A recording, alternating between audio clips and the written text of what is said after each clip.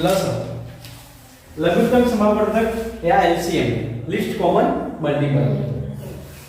जैसे कि 6 और 10 का लसअ हम निकालेंगे तो जो संख्या आएगी ना वहां ऐसी छोटी संख्या रहेगी जो 6 के बारे में भी आएगी 10 के बारे में भी आएगी।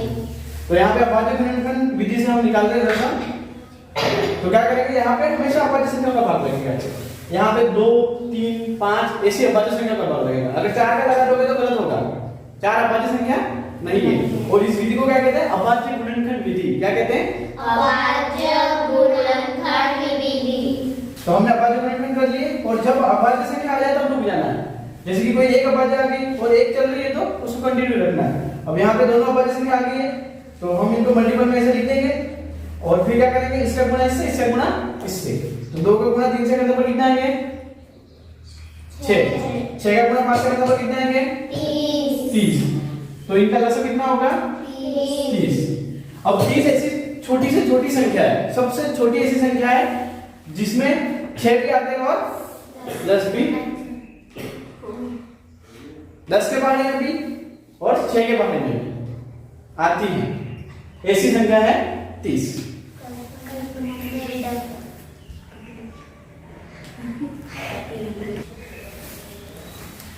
अब इस संख्या का लसअ निकाल के लेते हैं 15, 20 और 30 का अभाज्य गुणनखंड वाले तरीके से। यहाँ पे 2 का भाग लगाएंगे, 15 2 के बारे में नहीं आ रहे तो एज इट इज वापस लिख देंगे। 20 में लगाएंगे कितना आएगा? 30 में 2 का भाग लगाएंगे तो 15 आएगा। ठीक है। अब इसमें अगर आपको नहीं समझ में आ रहा है, कभी कभी किसी संख्या का भाग नहीं लग रहा है तो आप ऐसे भाग लगा के देख लो। ठीक है, भाग लगा के देखो, वरना सीधा भी हो सकता है। 2 एकम 2, 3 में से 2 पे 1 बचा, 1 को यहाँ पे मान लो 10 है तो 2 पंजे 10, ऐसे सीधा भी कर सकते हैं। कुछ प्रैक्टिस करोगे तो सीधा होने भी लग जाएगा। फिर यहाँ पे 2 का लग रहा है, अब 2 का नहीं लगेगा, अब 3 का लगाएंगे, ये 5 यहाँ पे ले आएंगे। ठीक है, अब 5 का लगाएंगे। ठीक है, तो अब इनको ऐसे लिख देंगे 2 × 3 × 5। अब इनका कंटिन्यूस गुणा करना, इसका गुणा इससे, इसका गुणा इससे और इसका गुणा इससे। तो 2 दूनी 4, 4 दिया 12 × 5 करने पर 60 होता है। तो इनका लसअ कितना हो जाएगा? 60। अब 60 ऐसी छोटी से छोटी संख्या है जो 15 के बारे में भी आएगी, 20 के बारे में भी आएगी, 30 के बारे में भी आएगी। फिर इसके बाद में इनकी कॉमन आने वाली संख्या बड़ी संख्या तो मिलेंगी। अब मसअ महत्तम समापवर्धक या हाईएस्ट कॉमन फैक्टर। ठीक है, मतलब सबसे बड़ा कॉमन फैक्टर निकल रहा है इसमें। जैसे कि कोई एग्जांपल ले लेते हैं, 6 और 8 का मसअ निकालेंगे। इसको भी अभाज्य गुणनखंड विधि से करते हैं, ये बहुत आसान है। 2 का लगाएंगे 3, फिर 3 का लगा देंगे तो खत्म हो जाएगा। 2 का लगाएंगे 4 आएगा, 2 का भाग लगाएंगे 2 और 6। तो अब ये इनके क्या निकल गए? फैक्टर्स निकल गए। ठीक है, और यहाँ पे इनको लिख देंगे 6 बराबर और 8 बराबर, ऐसे करके।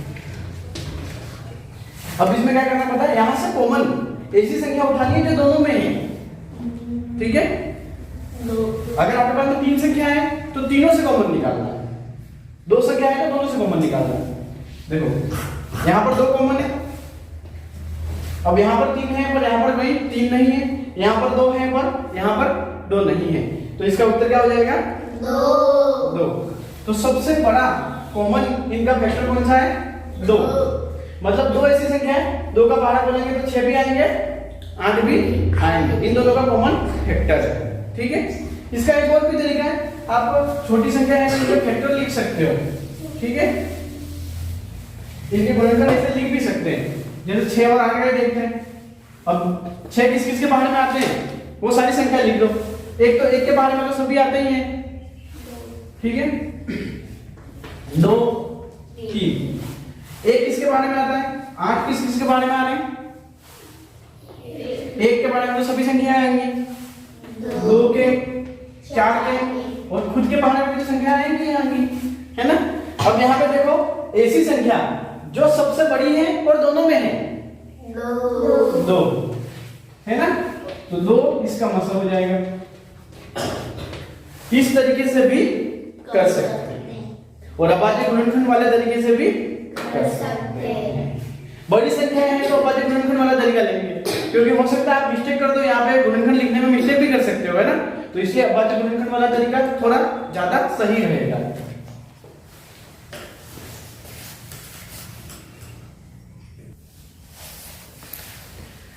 अब इसमें सवाल आते हैं कि अगर आपको कोई 2 संख्या दे रखी है या उनका एक लसर या मसर में से कोई एक चीज दे रखी है, दोनों संख्या दे रखी है, एक का लसर दे रखा है और एक का मसर निकालना, और फॉर्मूला क्या है, पहली संख्या और दूसरी संख्या का गुणा करेंगे और लसर और मसर का गुणा करेंगे तो बराबर होगा।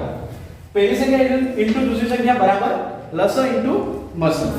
मतलब अगर 2 संख्या का लसर और मसर दोनों निकाला हुआ है तो उन दोनों संख्या का गुणा करो और जो आएगा, और लसर और मसर का गुणा करेंगे जो आएगा, वो दोनों संख्या क्या रहेंगी, बराबर रहेंगी। तो यहाँ पे सवाल क्या है, अपने पास पहली संख्या है, दूसरी संख्या है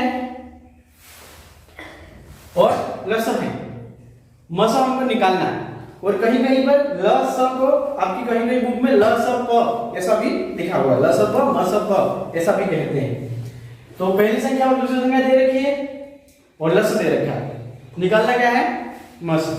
तो क्या करेंगे, मसर बराबर पहली संख्या इंटू दूसरी संख्या बटे लसर। ऐसा करोगे तो ये वाला आपको मिल जाएगा। फॉर्मूला क्या है, पहली संख्या इंटू दूसरी संख्या, अगर मसर निकालना है तो पहली संख्या इंटू दूसरी संख्या बटे लसर कर देना है। अब इसको काटो तो उत्तर निकलेगा, निकाल के बताओ उत्तर कितना इसका।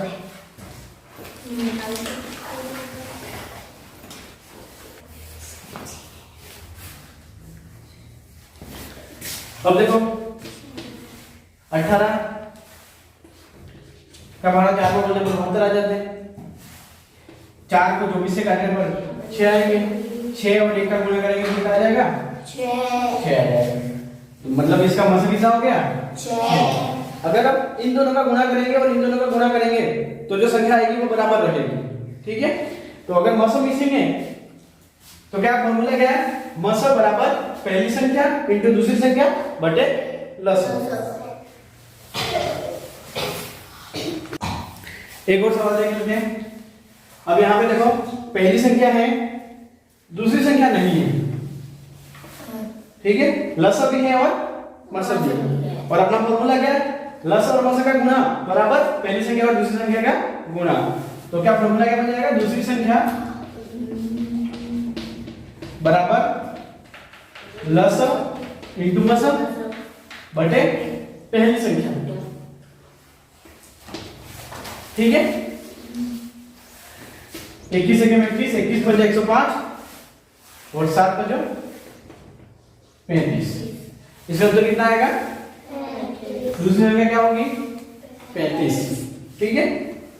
तो दूसरी संख्या का फॉर्मूला क्या हो गया, दूसरी संख्या अगर मिसिंग है निकालनी है तो फॉर्मूला क्या हो गया, लसर इंटू मसर बटे पहली संख्या।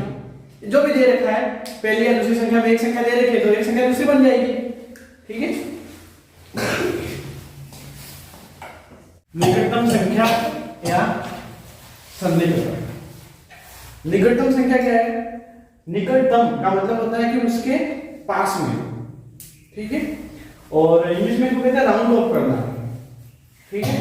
इसका कॉन्सेप्ट हम ऐसे देख सकते हैं, जैसे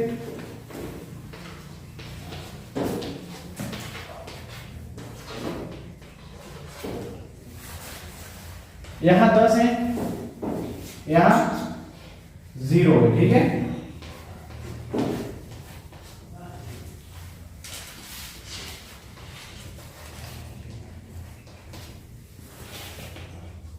मतलब ये 10 का घर है और ये 0 का घर है, समझ गए। तो अगर आप खड़े हो यहां पर, कहां पर खड़े हो, यहां पर, और समझ लो कि शेर आ रहा है यहां से,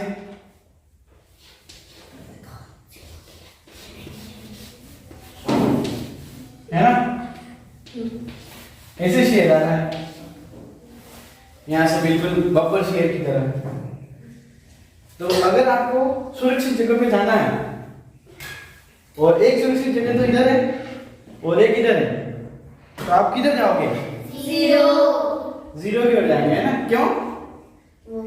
पास में, तो पास में को निकट बोलते हैं, क्या बोलते हैं? निकट।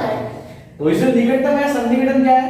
अगर हम यहाँ तक संख्या रहेगी कोई भी, तो इधर आएगी, मतलब 0 होगा। और 5 से लगाकर 9 तक की संख्या का क्या होगा? 10। ठीक है। फिर इकाई से, दहाई से, सैकड़े से सन्निकटन देखेंगे हम, और इसका कॉन्सेप्ट ये है, अगर आप यहाँ होते तो किधर जाओगे? 10 की ओर, क्योंकि 10 पास में है ना, निकट में 10 है तो उधर जाएंगे। तो अब जैसे अपने को ये तो हमने इकाई के अंकों का देख लिया, अब दहाई और सैकड़े, हजार के अंकों में कैसे करेंगे? जैसे कि दहाई के अंक है, ठीक है, ले लेते हैं हम। अगर 10 से 49 तक के अंक रहेंगे दहाई के, तो उसकी जगह क्या हो जाएगा? 2 जीरो हो जाएंगे। हाँ, 2 जीरो हो जाएंगे। अगर 10 से 49 तक के अंक हैं और हम सैकड़े तक संख्या कर रहे हैं, ठीक है, और 2 अंक ये हैं, यहां तक हैं, तो 0 0 हो जाएगा। और अगर 50 से 99 तक के अंक हैं तो क्या हो जाएगा? 100 हो जाएगा। उस संख्या में क्या हो जाएगा? 100 जुड़ जाएगा। जैसे अब संख्या लेते हैं, इसको सैकड़े तक संनिकटित करना है, सैकड़े तक संनिकटित करना है, तो हम क्या करेंगे? इन दोनों को देखेंगे, ये कितने और ये 36 कौन सी कैटेगरी में आ रहे हैं? 0 0 वाली में आ रहे हैं। 10 से 49 के बीच की संख्या है, तो अब इसमें क्या हो जाएगा? 36 की जगह क्या हो जाएगा? 0 0 हो जाएगा। तो उत्तर क्या आ जाएगा? 9। तो ऐसे सन्निकटतम ऐसे निकाला जाएगा। और ये राउंड ऑफ हो गया ना, पीछे 0 0 आ गया, तो इंग्लिश में इसको राउंड ऑफ बोलते हैं। अब जैसे और एक संख्या लेते हैं, 956।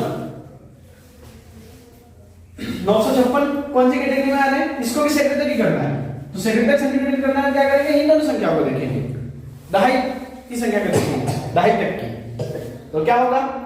1000।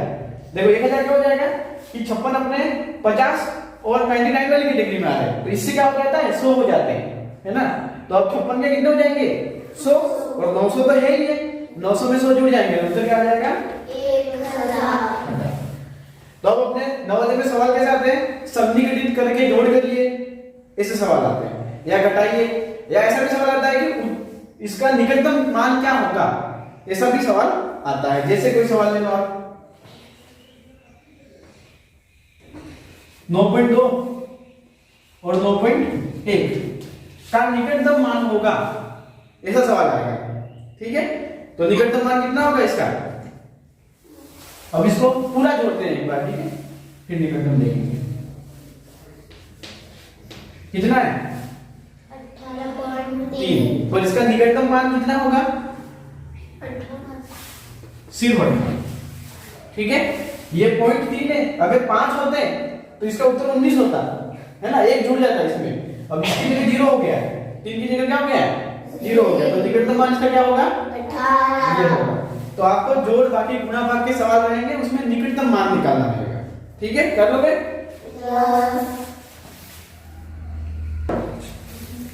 और बड़ी संख्या का सन्निकटन करना है, 1000। तो देखो 1000 अगर 100 से 499, 100 से 499 का क्या हो जाएगा? अगर 1000 तक सन्निकटन करना है, 100 से 499 तो 000 हो जाएंगे, ठीक है? और 500 से 999 तक क्या हो जाएगा? 1000 हो जाएगा, अगर 1000 तक सन्निकटन करना है तो। जैसे कोई संख्या लेते हैं, इसको 1000 तक सन्निकटन करना है, तो हम कहां देखेंगे? ये संख्या सैकड़े तक की पूरी संख्या देखेंगे। अब ये कितने? 628 है, कौन सी कैटेगरी में आ रहे हैं? इधर वाली। 1000 हो जाएगा इससे, तो 9000 को सन्निकटन करने पर क्या आएगा? 10000 आएगा, क्योंकि 1000 इसमें जुड़ जाएंगे ना, तो उत्तर क्या आएगा? 10। समझ गए? अब अगर अगर इसकी जगह देखो, दूसरा देखो 9426 को भी 1000 तक करना है, तो हम क्या करेंगे 1000 तक सन्निकटन करना है, तो इसको देखेंगे, सैकड़े तक की संख्या देखेंगे। अब इनकी जगह क्या होने वाला है 9000, क्या हो जाएगा 9000, क्योंकि ये 426 कौन सी कैटेगरी में 100 से 499 वाली कैटेगरी में, तो 100 से 499 तक होता है तो क्या हो जाता है 000 हो जाता है, तो इस तरह से हो जाएगा।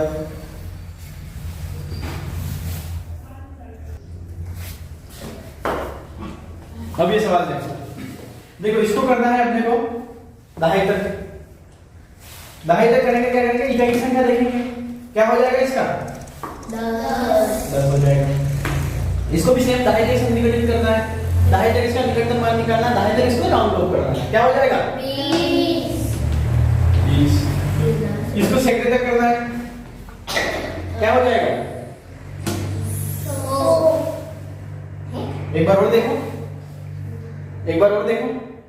200। ये कितने 50 या 50 से ऊपर की संख्या है तो क्या हो जाएगा उनका 100 बन जाएगा। अब 56 का क्या बन गया 100, और 100 तो पहले से ही थे, तो कितने हो जाएंगे 200 हो जाएंगे। अब इसमें देखो, इसको भी सैकड़े तक सन्निकटित करना है,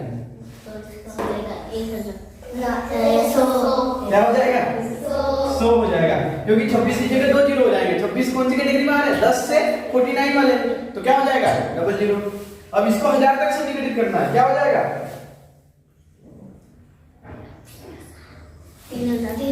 3000 हो जाएगा, क्या हो जाएगा 3000, क्योंकि 500 से ऊपर की संख्या है तो इनकी जगह क्या हो जाएगा 1000, 2000 3000 जुड़ जाएंगे। इसको भी 1000 तक करना है, एक बार और ध्यान से देखो,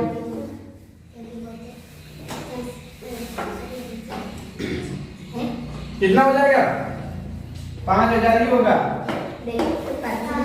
कितना होगा 5000 ही होगा, ठीक है।